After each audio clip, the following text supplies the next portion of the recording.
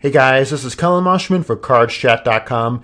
We're continuing on right now with me and Katie's course, Become a Winning Poker Player in 30 Days.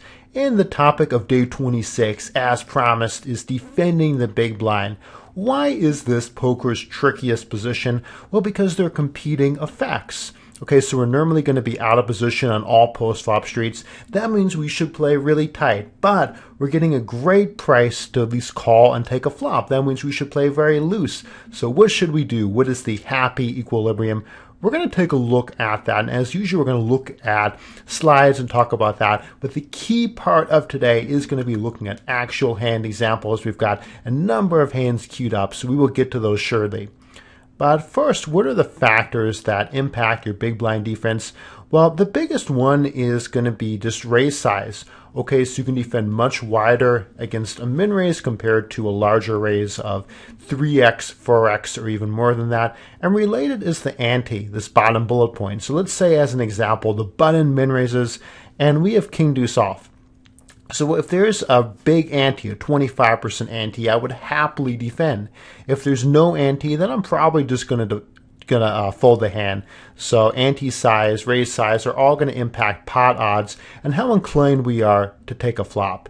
Another is the position of raiser. We're going to defend wider against late positions and most wide by a huge margin against small blind raises. And then lastly, state of the tournament. We're going to talk about that a little more, and I believe day 28 coming up on risk aversion, but that can also be an important factor. When you defend, really important to go back to our fundamentals and plan your hands.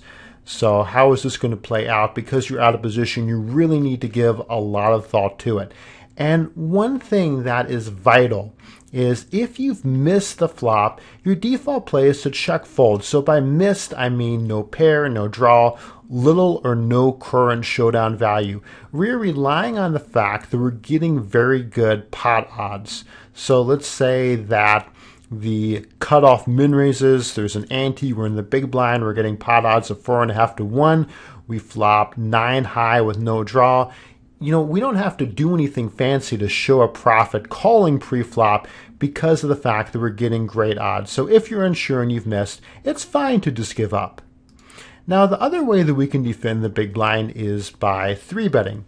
So when you 3-bet shove, good risk-reward ratio for that is if the effective stack is 25 blinds or less, assuming there's an ante, 20 blinds or less without the ante.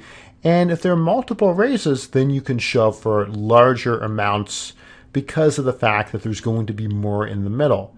And we'll take a look at jamming over multiple other players in the pot in the hand examples.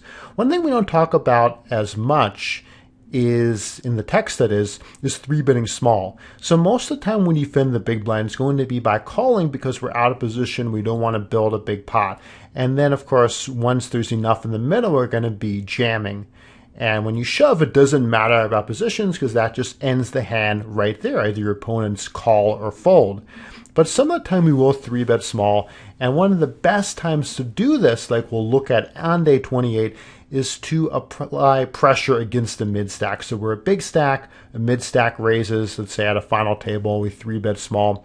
So that's one good time to do it. Generally, if you are going to 3-bet small, you want to have a polarized range, particularly against good opponents. So what that means is that if you have hands that are strong, then of course you want to 3-bet them for value. Okay, so you've got 9s plus, ace queen, ace jack suited. Those exact hands are going to depend on the specific situation. So for example, if the button raises, then you can 3-bet more for value in the big blind compared to if under the gun raises and ranges are going to naturally be tighter. But hands where you're happy to get it in, you 3-bet those. And then for balance, you 3-bet an occasional hand that has some playability, has some post-flop potential, but that you're going to, of course, fold facing 4-bet.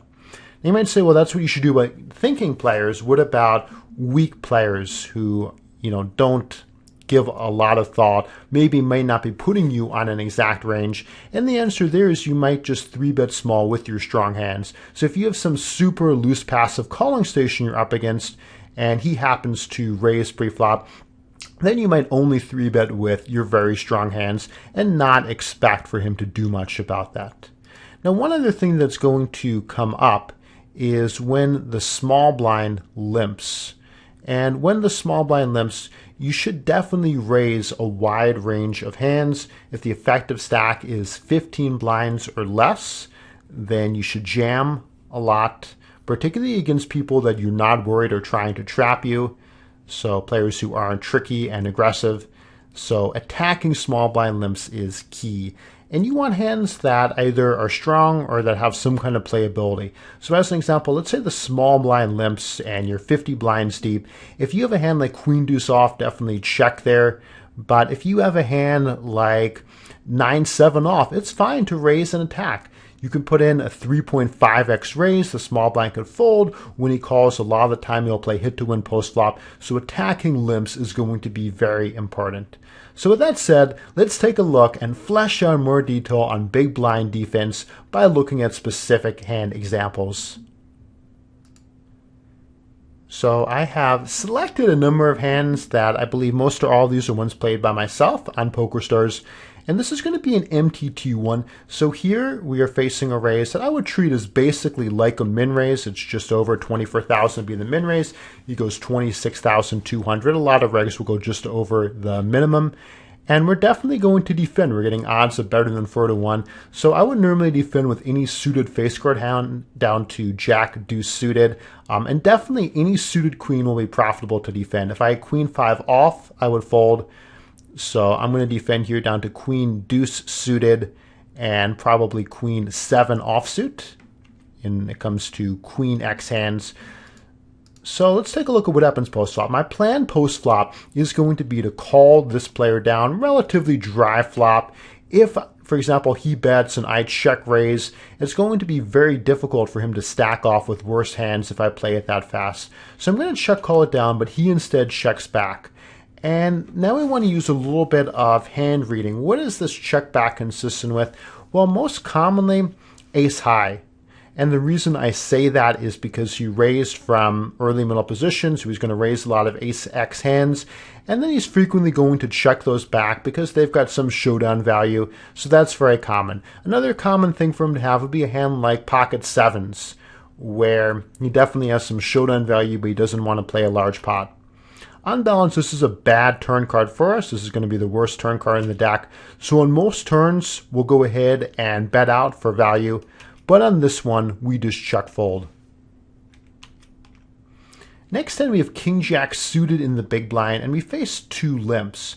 So we're going to be tighter attacking limps when players have position against us. So here the cutoff has position against us. But this is a very strong hand.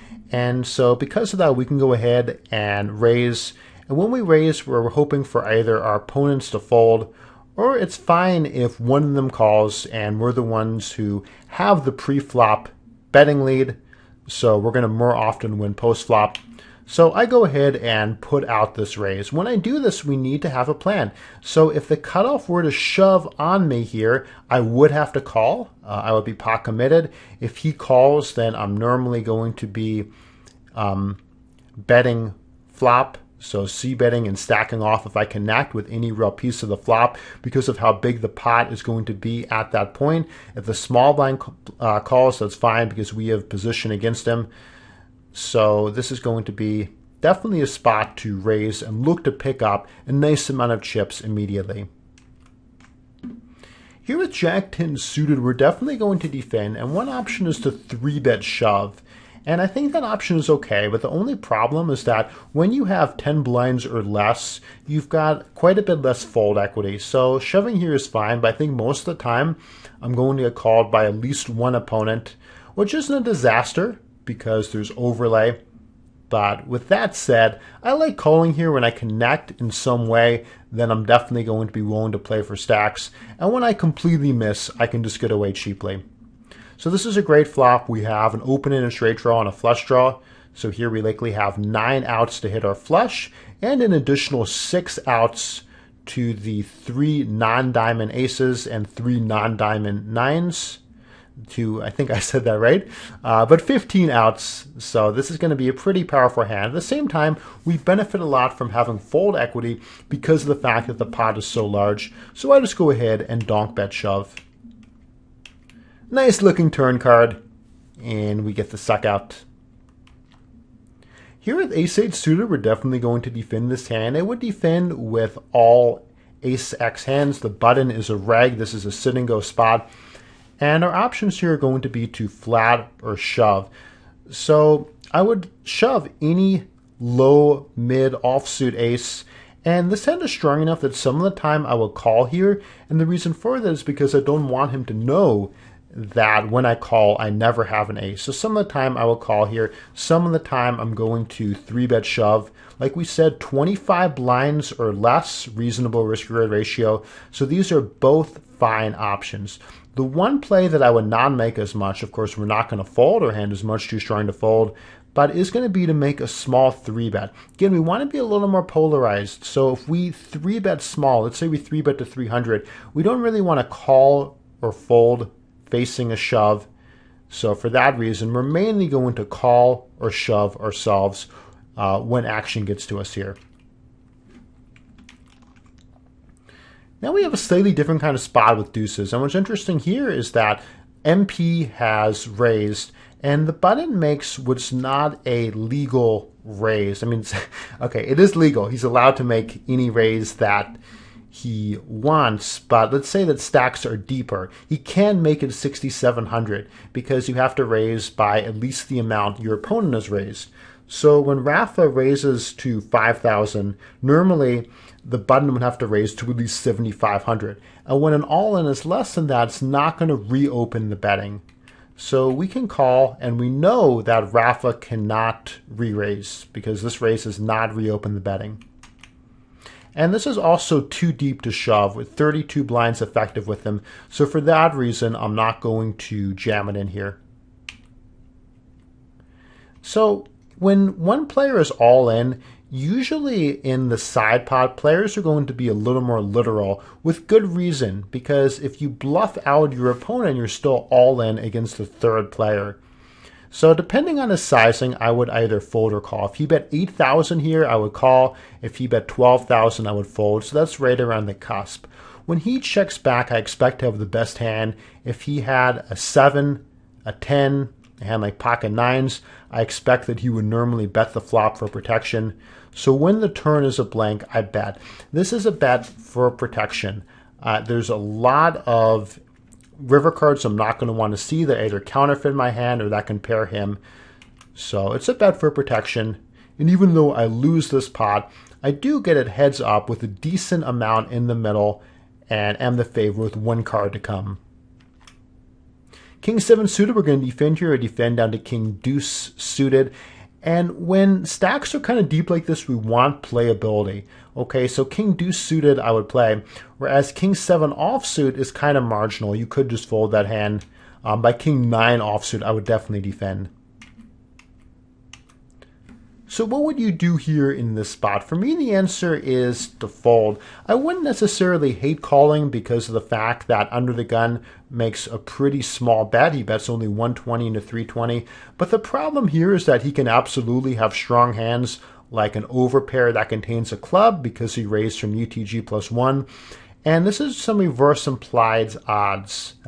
I think I have one too many S in there, because of the fact that when we have the best hand, it's going to be easy for us to get drawn out on or to get bluffed off the hand.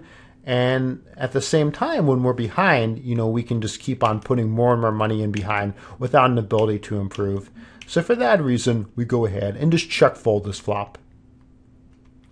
One point I would make about that is, if you ever have a spot that you're just very uncomfortable with, for example, you can get out. So here maybe you think, well, I probably should call because he doesn't bet much, but you're not sure. Don't worry about folding and waiting for better spots. So next hand is going to be with the pocket tens. When the small blind min raises, we're getting almost 4.5 to 1 odds with position, and we would only fold the junkiest hands. So I would fold if I had 2 low offsuit non-connecting cards like 5 deuce offsuit, but for the most part we're always going to play here because we have position against him and great odds. And with pocket tens, I'm going to 3-bet. I'm going to do that for value. If he shoves, I'm going to be happy to call this off. So again, just a value 3-bet there.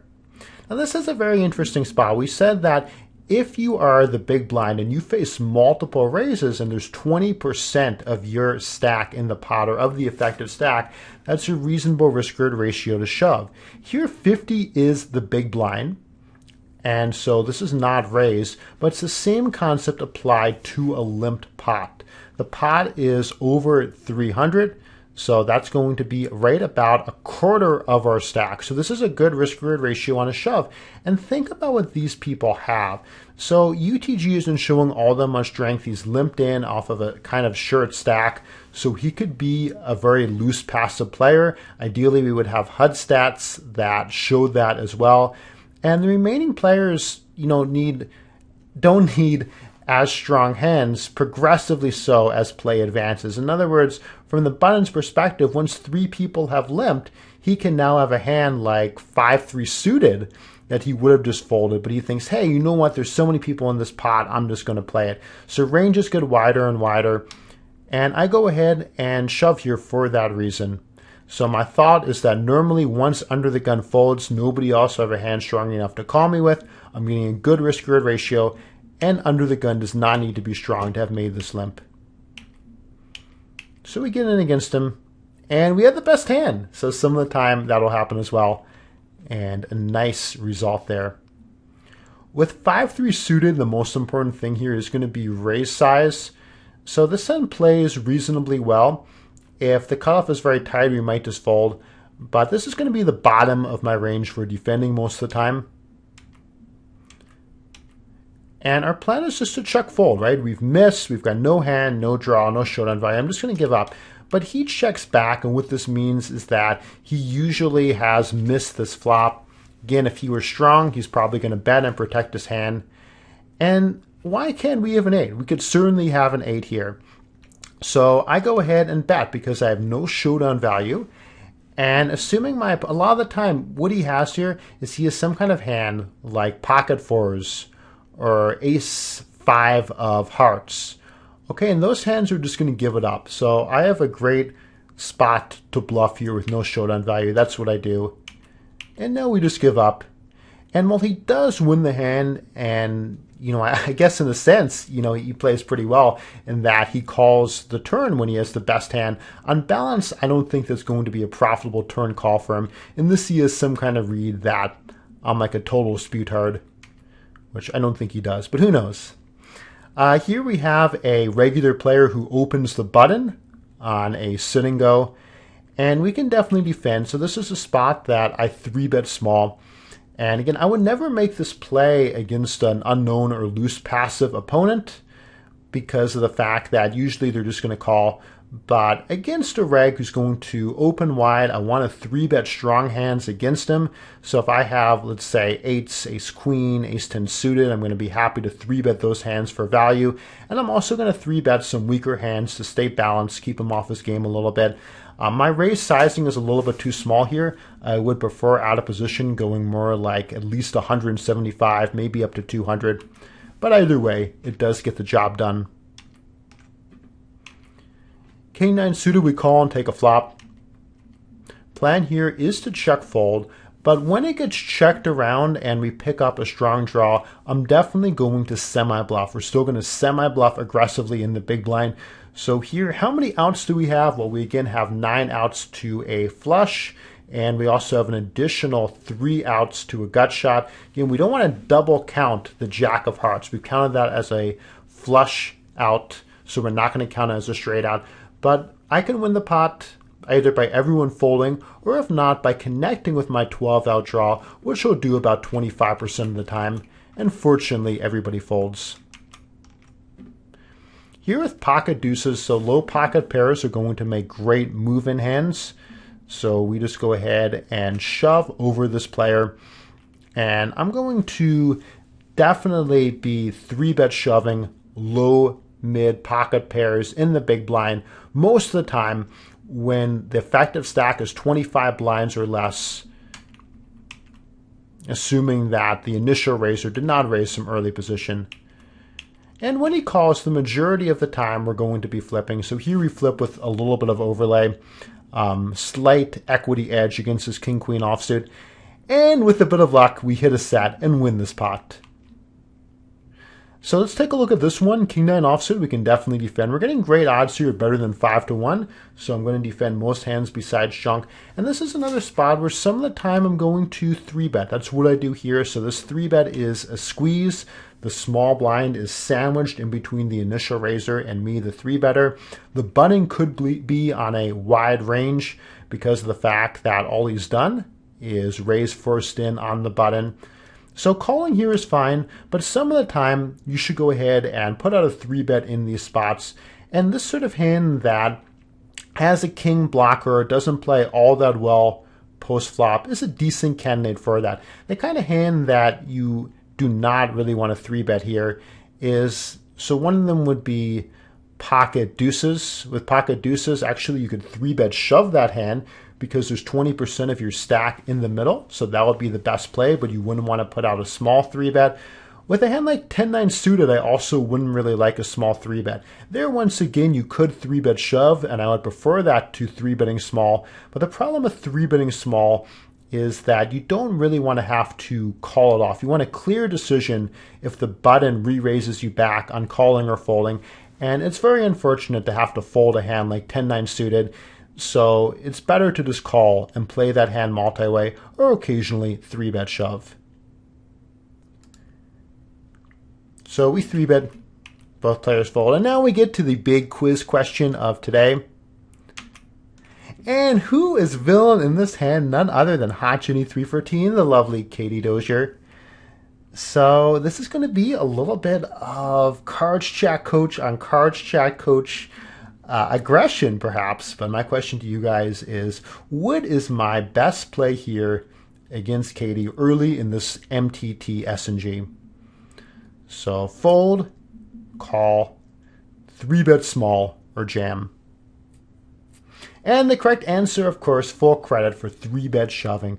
We know that at this effective stack of well under 20 blinds, we're not going to be doing much 3-betting small. We've already said that with the low mid pocket pairs, if you're going to play those hands, that you usually want to be 3-bet shoving them from the big blinds. That is absolutely the way to go here. We shove, and I was going to say we stuck out to a chop, but no, Katie pwns me as usual. But that is the answer to that one. So that concludes our look at big blind defense. Tomorrow we're going to continue on with a fun topic that ties into this one, which is check raising. So thanks very much for watching. This has been Colin Moshman on behalf of Katie Dozier and CardsChat.com. Become a winning poker player in 30 days.